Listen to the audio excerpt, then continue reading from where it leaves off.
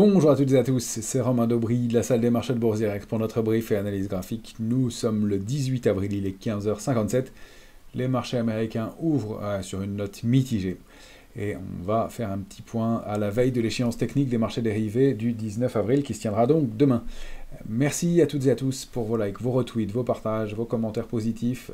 Vraiment, j'insiste là-dessus, puisque vous êtes de plus en plus nombreux à liker, à suivre, à partager aussi ces vidéos et à vous abonner à nos comptes Twitter et puis à la chaîne Bourse Direct YouTube. Donc c'est super, c'est que le contenu vous plaît et tant mieux, et vous le manifestez. Merci aussi pour vos commentaires, c'est toujours super, c'est encourageant.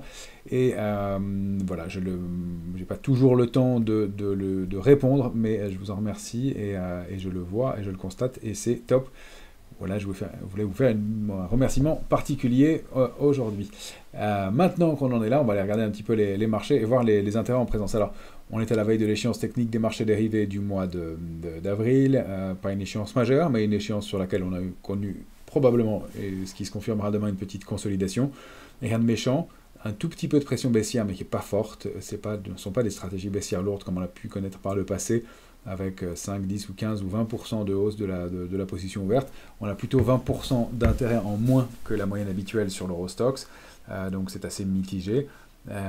C'est-à-dire qu'il n'y a pas d'initiative forte, un tout petit peu de pression baissière qui est probablement aussi liée à l'échéance technique des marchés dérivés. Sur le CAC 40, un tout petit peu plus fort. Sur les indices américains, c'est vraiment pareil, sans éléments majeurs. Ce qu'on peut noter, c'est que, il y a 15 jours, 3 semaines, un mois, on notait une énorme complaisance de la part des opérateurs. On n'était pas en euphorie, mais en complaisance forte. Les warnings des derniers jours ont poussé les opérateurs à se couvrir à nouveau. La volatilité s'est vraiment tendue d'un cran. Et le niveau de couverture des portefeuilles a été très très nettement rehaussé, puisqu'on passe d'un ratio avec plus de 2 options d'achat pour une option de vente à presque 2 options de vente pour une option d'achat. C'est-à-dire qu'on est hyper prudent au début d'une saison de publication qui est pour l'instant accueillie avec un petit peu de façon un peu mitigée.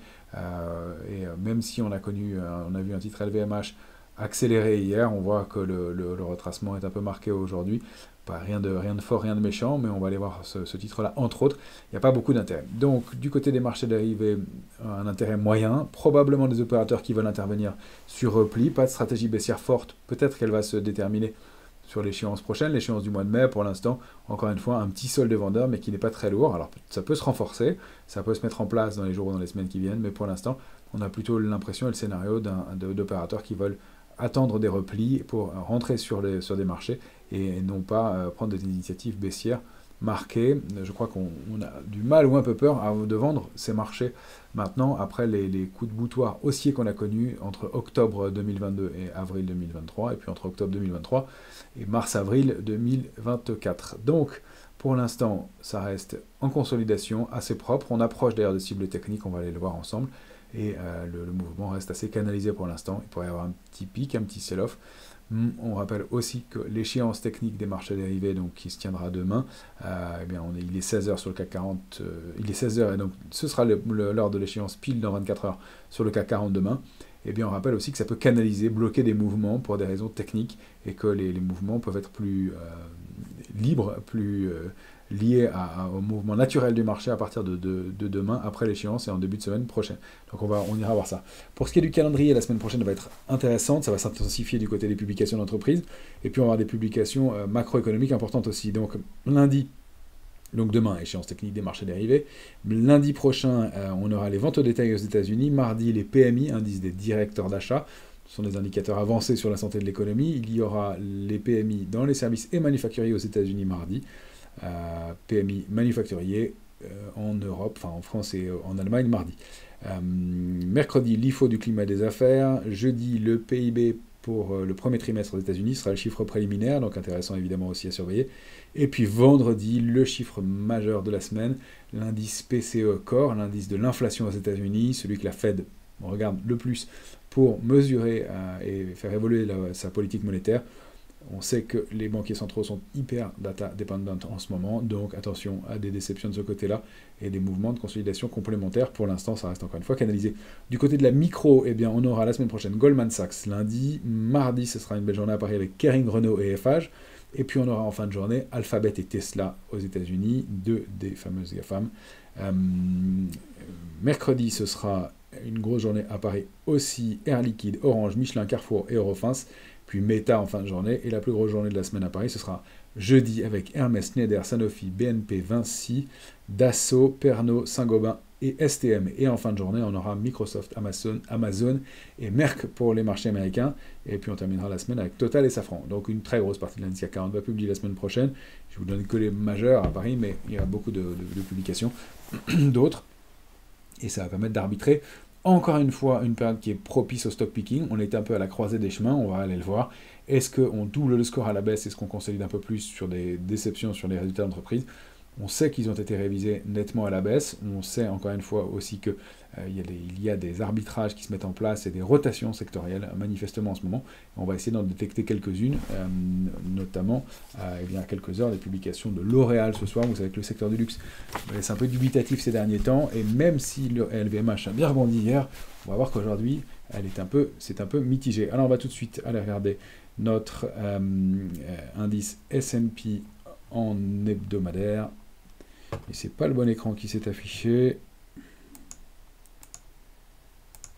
J'espère que ça va être le bon cette fois-ci. Voilà, vous avez le bon écran sous les yeux. Et une taille d'affichage qui n'est pas bonne. Je réajuste ça tout de suite. Je vous le fais en direct. Pardon pour cette petite ajustement. Et voilà, c'est fait. Vous l'avez ici correctement cette fois-ci. Le S&P. Alors, on avait notre canal baissier sur le S&P qui a été enfoncé. Le niveau de 5110 devient résistance. On avait par duplication de cette zone de congestion, alors j'avais pris cette zone-là, ces points bas ici, testé ici, ici et là, une structure de retournement, alors on peut y voir un peu ce qu'on veut comme figure, c'est pas très propre, soit une épaule tête avec une épaule très très courte. En tout cas, si on duplique cette figure par le bas, on avait comme cible, eh bien 5000 tout rond. 5000,5, juste au-delà des 4995, on en est très proche maintenant sur le S&P. On n'a pas de signaux d'invalidation, il n'y a pas de divergence. Les volumes sont un peu plus loin, mais ils ne sont pas énormes sur le S&P, il faut le dire aussi. Donc, ce qu'on va regarder, ce sont des zones et des ranges. Moi, je préfère le voir comme ça, mais les obliques sont à surveiller parfois aussi. Et donc, si on prend cette oblique-là et qu'on la duplique par le bas, on obtient ce niveau, 4957. Donc, peut-être une petite baisse complémentaire pour aller combler ces zones de gap qui ont été ouvertes ici. Et donc, on est à l'intérieur de la zone du gros gap du 22 février dernier. On y est maintenant sur le S&P. Est-ce qu'on va aller jusque-là, combler ces niveaux-là? Ça semble possible, compte tenu, encore une fois, du contexte et un petit peu en amont des saisons des publications d'entreprise. Encore plus ou moins 0,79 à 30% à aller chercher sur le S&P. En tout cas, pour envisager un début de retournement aussi, il faudrait repasser 5057 et puis c'est surtout au-delà de 5110 qu'il se passerait autre chose. Pour l'instant, on reste en consolidation, marché baissier, pas d'invalidation. Des volumes un tout petit peu plus lourds, mais encore une fois, il n'y a pas de panique ni de mouvement de baisse très fort et très marqué sur les indices américains. On va aller voir le Nasdaq. Lui, les cibles baissières sont un petit peu plus lointaines, mais on s'en approche aussi. Alors pareil, cette structure, cette figure en losange ou triangle qu'on a ici, marquée par cette oblique là. Alors on peut y voir aussi un triangle, hein, si on garde uniquement celle-ci et celle-là. Celle-là n'est plus valable. Et on duplique sa figure par le bas et on obtient 17 174. Donc pour moi, cette zone 17 174, 17 260, selon l'amplitude de la figure, est une zone cible importante. Je pourrais d'ailleurs la marquer plus clairement. On va, voilà, 17 178 et 17 260. On va aller un peu plus bas. Voilà. 256, voilà. Donc cette zone-là, c'est la zone cible. Je vais enlever 314, qui est un niveau majeur, mais pour qu'on le voit mieux. Voilà, cette zone-là, cette zone 17 178, 17 256, c'est la zone cible un peu idéale du mouvement. On voit que quand on duplique le orange, 17 809, 18 337, eh bien, on obtient à peu près cette figure-là. Pas parfaite. Oui, c'est bien ça. Donc, c'est le niveau cible, peut-être un tout petit peu au-dessus. Voilà. Pour l'instant, on réagit sur un support à 17 412, mais il n'y a pas de reprise ou d'invalidation. Même si on approche de l'échéance, on est proche des cibles maintenant. Si on repasse 17 664, on met un coup d'arrêt dans la tendance. S'il faudrait vraiment passer 17 809 pour invalider ce mouvement et repasser en zone de neutralité, ça n'est qu'au-delà de 18 337, éventuellement un petit peu en dessous avec cette oblique, qu'on pourrait considérer la réactivation de la dynamique haussière. Pour l'instant, ça n'est pas le cas. Et c'est bien un mouvement de consolidation qui reste en place et actif pour l'instant. On va regarder notre VIX, l'indice de stress et de volatilité sur le S&P. Il est ici 18,10, calé entre 17,95 18,36. On est proche des cibles optimales. On avait donné 19,95 je crois par la duplication du range précédent. La cible a été quasiment touchée. Pour l'instant, ça consolide un peu. On reste en zone de relative prudence. Je suis en 14 heures en fait sur le graphique. C'est moins propre. Voilà, ça va être plus lisible comme ça. On reste en limite de la zone d'optimisme. On est passé un moment en vigilance. On voit que vraiment la volatilité est remontée d'un cran. La cible idéale elle a quasiment été atteinte. On avait dit 19,95. Il y a eu un petit pic de plus mardi de volatilité. Ça se détend pour l'instant. On ne repasse pas dans le bas de la zone d'optimisme. On ne clôture pas sous 17,95 pour l'instant. Donc un marché qui est toujours en situation de prudence et d'attente, encore une fois au début de la saison des publications notamment, et puis avec les chiffres principalement d'inflation qui vont être évidemment déterminants pour les semaines à venir pour l'évolution de la politique monétaire américaine. Donc prudence canalisée, il n'y a pas ni d'alerte majeure, ni de grosse complaisance. Alors on va aller revoir l'Eurostoxx, on était à la veille de l'échéance du 19 avril. On disait souvent que les échéances étaient des moments pivots sur le marché. Là, le pivot il s'est produit plutôt au milieu de l'échéance, cette fois-ci le 2 avril. Et depuis, ça ne fait que consolider. On l'avait largement évoqué ensemble. Je vous avais dit, cette zone 4880, 4915 allait très probablement être revisitée. Tout ce qui s'était construit au-dessus n'était pas étayé. On y est. 4915, 4880. Pas d'autres commentaires vraiment graphiques ou techniques à ajouter. Pour l'instant, le niveau est préservé. Est-ce qu'on le préserve parce que c'est l'échéance ou est-ce qu'on va consolider un cran plus bas? L'enjeu, il est de la taille du range. C'est 4880, 5125. C'est très propre, très clair. Si on duplique par le bas et si on rompt 4880, c'est probablement 4636. C'est une consolidation un peu complémentaire et la rupture d'un niveau de court terme. On est vraiment dans encore une fois, une configuration d'incertitude, peut-être le double ou peut-être qu'on invalide. Si on invalide la consolidation complémentaire, eh bien on va stagner à mon sens un petit moment entre 4880 et 5125, même peut-être 5072. Je ne vois pas vraiment de momentum et d'éléments hors éléments exogènes et inattendus pour faire repayer le marché de façon forte. Pour l'instant, en tout cas, ça reste très propre. Et un moment de consolidation qui est très canalisé. Si on va regarder notre futur CAC 40, on a toujours la même configuration. Là, cette fois-ci, je reviens en 14 heures. On est au sein d'un canal baissier, bien travaillé. La borne basse a été testée, petit rebond. Pour l'instant, 7980, qui était notre niveau d'alerte, a été préservé aujourd'hui. J'ai descendu l'alerte d'un cran, 7935. Et on a un range 7935, 8089. Si on repasse 8089, qu'on sort du canal, donc pour demain, la borne haute du canal, c'est 8078, sa borne basse, ce sera 8079. Donc si on veut prendre les horizontales et les niveaux majeurs, 7872 et 8089 pour les heures à venir. Tant qu'on ne sort pas de ces bornes-là, il n'y a pas d'accélération majeure à prévoir. Si c'est le cas, et on peut rebondir un petit peu, encore une fois, je me demande d'où viendrait le momentum à la hausse. À la baisse, ça paraîtrait un peu plus légitime d'accélérer un peu, d'aller faire un petit touchdown, mais on voit encore une fois que tout ça reste canalisé et que dès qu'on descend un peu, on a ces mèches basses, bien, il y a des petites forces de rappel ici aussi, encore une fois. Donc un marché qui reste assez solide globalement. Si on rompt 7935 et donc qu'on revient dans cette zone 7872, 7935, la cible suivante c'est 7747 et puis 7664 qui serait vraiment un niveau de retracement idéal, cette zone 7164, 7731. On avait testé et bien travaillé au mois de janvier dernier, entre fin janvier et mi-février, et qui serait un point d'entrée intéressant peut-être que le marché ne donnera pas l'opportunité d'aller le retester. Alors, je vais regarder quelques valeurs avec vous et montrer à quel point on est dans une période d'indécision. Mais avant ça, on va aller voir quelques matières premières. Je vais regarder le gaz. Le gaz, il est intéressant. On l'a travaillé plusieurs fois. Là, il y avait eu ce biseau qui avait tenté et qui avait été avorté. Pardon, je vais supprimer quelques lignes. J'ai laissé traîner des traits d'essai précédemment. Voilà. Le gaz, il est en train de rebondir. Alors, il est toujours au sein d'un grand canal baissier. On va dézoomer en hebdomadaire. Mais il ne va plus chercher la borne basse. Il y a toujours des forces de rappel, même si on reste sous 1,792. Il y a quand même manifestement des forces de rappel et une petite zone qui se met en place d'accumulation depuis maintenant, depuis 4 semaines. On n'est plus sur le mois d'avril, on est sur le mois de mai. Sur l'échéance du futur gaz. Et on a peut-être effectivement cette structure de biseau en biseau qui se met en place. On va la voir, elle est peut-être plus propre en journalier, il me semble. Voilà, ici.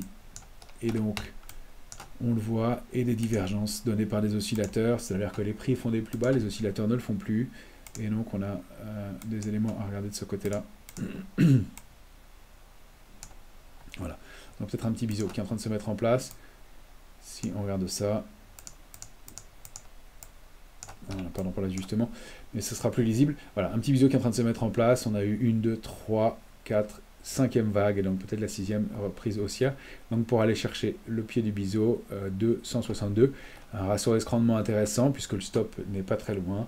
On a un stop de 6-7%. Voilà, 7%, 7,5%, bah, le gaz continue à rebondir, 3,5% de hausse. Donc voilà, 7,5%, 8%, on va dire, jusqu'à 1,628 le niveau de stop. Et en revanche, si on réussit à accélérer et à déborder un 792, eh bien la cible c'est le pied du biseau et ça fait 22% de hausse avec ensuite en résistance majeure 2,25, 2,348. Pourquoi pas 2,57. Ce ne sont pas des niveaux délirants ou extraordinaires que je vous montre ici. Ce sont les niveaux sur lesquels, même à peine, des niveaux sur lesquels le gaz évoluait, autour duquel le gaz évoluait au mois d'octobre dernier. Hein. Donc c'est une recovery qui est tout à fait envisageable pour le gaz naturel, donc à surveiller de ce côté-là. Sur le Brent, qui est ici, eh bien, on a abordé la cible et la résistance majeure à 91,24. On a buté dessus pour la 3e semaine d'affilée.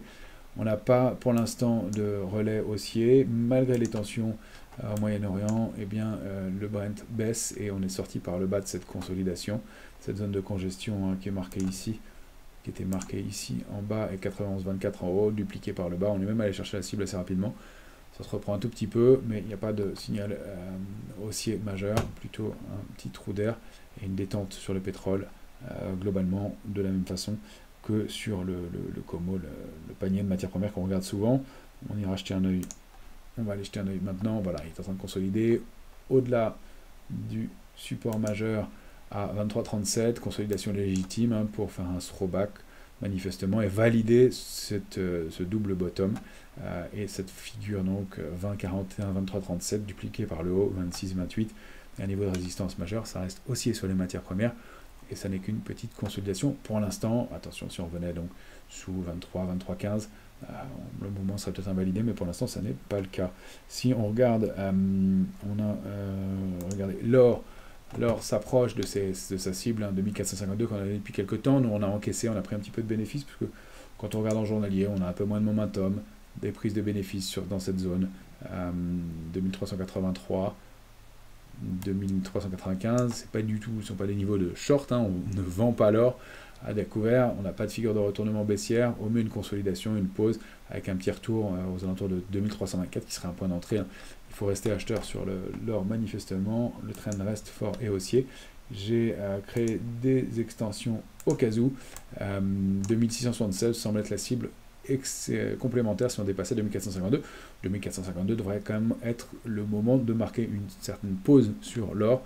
C'est pour ça qu'on encaisse un petit peu, on prend un peu de bénéfice, on fait du cash et on voit comment ça se comporte après un très beau parcours haussier qu'on avait bien envisagé. Sur l'argent, eh bien l'argent a touché 29,85, un niveau de résistance qu'on avait évoqué depuis longtemps. On est en train d'osciller depuis plusieurs jours maintenant. Je suis en mensuel, on va dézoomer un peu. En hebdomadaire depuis 2 semaines, autour de 28,13. On n'a pas d'invalidation, pas de figure de retournement. Un peu le même genre de configuration que sur l'or. Une pause après une tendance qui a été très forte. Hein. L'argent a quand même progressé de 30%, plus de 30% depuis son point bas et l'épaule tête épaule inversée qu'on avait indiqué d'ailleurs en février dernier, déclenché fin février.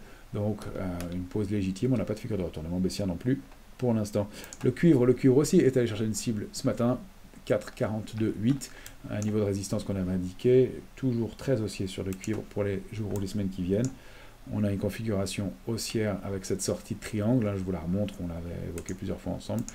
Ce triangle donc, qui s'est formé depuis 2022 et qui permet de donner comme cible au moins 4,95 à 5. Donc la sortie de ce triangle, ça reste haussier. On reste acheteur largement tant qu'on est au-delà de 4,25 et même tant qu'on est au-delà de 4,12,8. Il va falloir peut-être digérer encore une fois ce niveau est à 4,42,8. Mais la cible a été testée ce matin. Un marché extrêmement propre et extrêmement technique pour l'instant. Petite pause stratégique sur 4,25 et puis réaccélération haussière. Si on regarde dans le journalier, comment ça s'est construit, on touche la résistance, on oscille autour quelques jours, on se réappuie dessus et on repart. Bien voilà, même chose pour le niveau de résistance suivant, donc ça reste haussier, pas d'invalidation. C'est un mouvement propre et canalisé. Le palladium, on est toujours investi dessus, de la même façon que sur le cuivre. Palladium qui se reprend un petit peu aujourd'hui, qui teste ses niveaux de résistance à 1004, c'est moins franc comme mouvement, on n'arrive pas à déborder l'oblique, mais il n'y a pas d'invalidation, donc on reste positionné dessus, même si bien, avec du levier c'est toujours un peu désagréable, et si on perd un peu de temps, mais si on arrive à passer ce niveau de résistance intermédiaire à 1074 et surtout 1120, on devrait accélérer sur le palladium qui est vraiment sur des niveaux très très très bas, et avec donc encore une fois cette épaule tête épaule inversée qui a donné sa cible, consolidation, réaccélération qui se met en place. Un peu mollement, mais on n'a pas rompu 1004. Et donc, tant qu'on est au-dessus et qu'on rebondit sur ce niveau-là, il faut conserver la stratégie, à mon avis. Voilà, on a fait un petit tour des matières premières. Je voulais vous montrer quelques valeurs intéressantes. Alors, il y a beaucoup de valeurs du CAC qui font des possibles épaules, tête, épaule, et qui sont peut-être en train de les valider. On va commencer par la première, c'est Danone.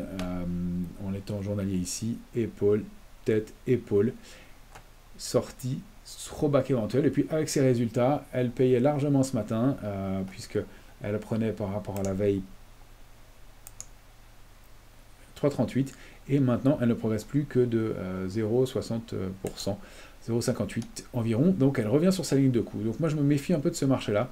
Si l'épaule, tête, épaule qui est ici est validée, donc là ce serait le throwback, et bien on aurait une cible baissière à 52,88, qui est un niveau de support majeur sur le titre.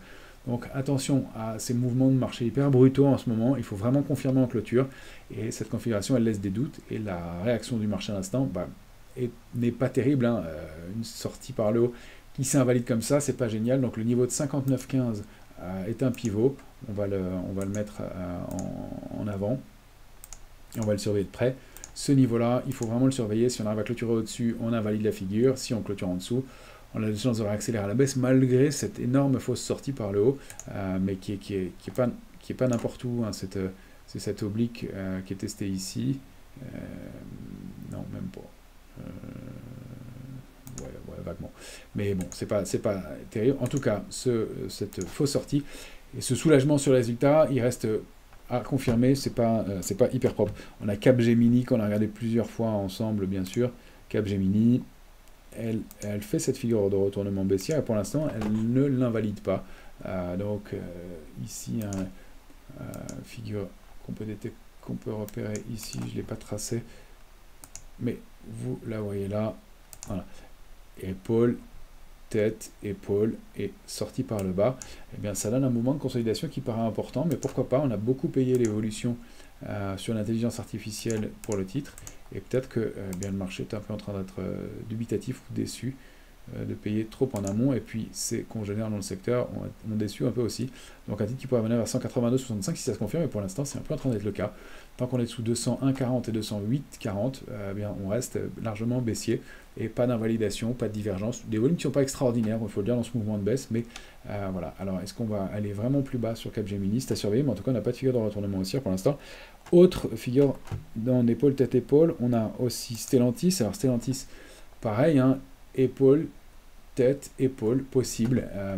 Je sais que on avait une vague de Wolf aussi qui avait été validée, je la supprime. Stellantis, valeur forte des dernières semaines, mais vous voyez, épaule, tête, épaule possible. Alors elles sont énormes, elles n'ont pas des symétries extraordinaires, mais comme on l'a expliqué souvent, les algorithmes ont tendance à fausser ces mouvements-là, et pourtant les figures se mettent bien en place. Donc Stellantis, c'est un peu qui tout double sur les niveaux actuels. Soit on reste en dessous de 24,20 et de cette oblique, on va prendre un peu de marge, on va dire 24,50. Tant qu'on reste en dessous de ces niveaux-là, il y a des chances d'accélérer à la baisse et de former un mouvement de consolidation complémentaire. Un titre qui a fait un parcours magnifique, mais bon, 13 ou 14% de 13,5% de baisse sur Stellantis, ça paraît beaucoup, mais pourquoi pas, on est obligé d'envisager tous les scénarios. Dans ce contexte-là, voilà, je dézoome en hebdomadaire, vous voyez, c'est quand même à surveiller après un parcours haussier très fort, un titre qui est parti de 10 pour monter à 27, 33, 10 c'était au mois de juin 2022. Donc à surveiller sur Stellantis, c'est encore une fois une configuration, et plusieurs du même acabit. Air Liquide aussi, elle a fait une épaule, tête, épaule. Alors, on a pris du bénéfice, pourquoi? Parce que il y avait cette structure, ce biseau, il est ici, on va l'enlever. Épaule, tête, épaule, sortie, throwback, et puis on accélère la baisse. Alors aujourd'hui, on stabilise. Donc la cible idéale elle serait située ici, aux alentours de 192, mais le titre est peut-être en train d'invalider cette figure-là aussi, et de former ce qu'on appelle un biseau, donc une figure de consolidation et d'épuisement. Tant qu'on est à l'intérieur de ces bornes, eh bien, voilà, et donc tant qu'on reste sous 188,76, on va mettre ça en clôture, la figure reste baissière. Si on revient et qu'on rompt à nouveau ce support là, qui a été testé depuis quelques heures, depuis 3 jours maintenant, 185,52, on repart à la baisse et on a des chances d'aller chercher un peu plus bas sur un liquide, 180,16, et pourquoi pas les combler tout ou partie du gap, de ce large gap qui a été ouvert le 20 février dernier. Donc, encore une fois, voilà, un marché indécis, difficile de valider des figures. Les volumes ne sont pas extraordinaires, donc ça ne valide pas franchement les figures baissières. Reste que le mouvement de consolidation a été marqué. En revanche, ça ne peut n'être qu'un biseau, et donc la possibilité de revenir pour le titre vers 195,90 si on a validé ce mouvement. Donc, vous voyez, on est un peu entre deux eaux. Difficile d'avoir des avis tranchés, et Hermès, qui est la dernière, a aussi une configuration un peu similaire. Alors, elle est peut-être en train d'indiquer que ce n'est pas le cas. Épaule, tête, épaule ici, mais dans l'épaule droite, on est quand même beaucoup plus haut. Et puis ça reste Hermès, titre fort qu'on aime beaucoup, toujours, qui reste une des valeurs majeures. Elle est bloquée entre 2250 et 2394. Tant qu'on est entre ces bornes, c'est une consolidation latérale. Si on rompt, eh bien, c'est des chances d'accélérer un peu plus bas et de dupliquer le range dans un sens ou dans l'autre. Pour l'instant, on n'a pas d'indication précise sur le sujet. On en saura probablement plus avec cette publication de la semaine prochaine. Si on rompt 2250, la cible est située à 2107, un tout petit peu en dessous, et comme par hasard, au niveau de ce gap de 2101, gap qui est pareil, date de février dernier, donc qui n'a pas été comblé. Donc peut-être un mouvement à surveiller. Donc vous voyez différentes configurations comme ça qui laissent un peu de doute. Je voulais vous montrer rapidement une ou deux valeurs qui sont intéressantes. Petite capitalisation, on a JC2Co. JC2Co qui est peut-être en train de repartir après des semaines de consolidation, des parcours un peu hésitants, entre 16,04 et 17,76, on est un peu au-dessus.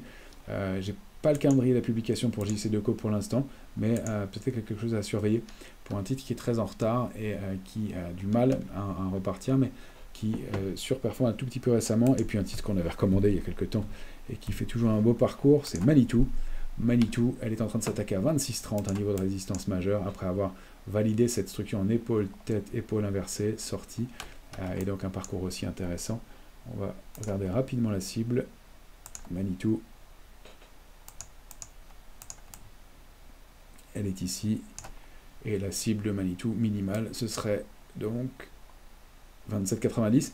avec une résistance majeure qu'on n'a pas testée depuis février 2023 et qu'on est en train de déborder pour ce début de semaine, ce milieu trois quarts de semaine sur Manitou. Donc à regarder, et un parcours qui reste haussier pour le titre. Et une majeure que je voulais vous montrer, c'est STM. STM, c'est pas un signal d'achat qu'on a sur le titre, mais elle consolidait depuis longtemps, et je voulais quand même vous montrer ce niveau parce qu'il est clé sur STM. C'est un peu qui tout double aujourd'hui. STM, elle teste en ce moment l'oblique haussière, la ligne de tendance haussière au-delà de laquelle elle évolue depuis janvier 2019. Testée ici, un peu enfoncé, mais testez là encore. Donc 37,10, c'est vraiment le niveau à préserver pour réactiver une dynamique haussière sur STM. Une ligne de tendance haussière de très long terme qui est testée en ce moment. Voilà quelques éléments que je voulais vous proposer pour cette fin de semaine. Donc du positif, un peu de peut-être d'un coup, peut-être d'un non sur ce marché, c'est difficile de le déterminer. Parfois les signaux sont plus francs, on voit globalement ça reste constructif, mais on a quelques petits signaux de faiblesse possibles. Et encore une fois, cette échéance qui ne favorise pas la lecture claire et transparente du marché. On va voir ce que donnent les mouvements à partir de la semaine prochaine. Excellente fin de semaine à toutes et à tous.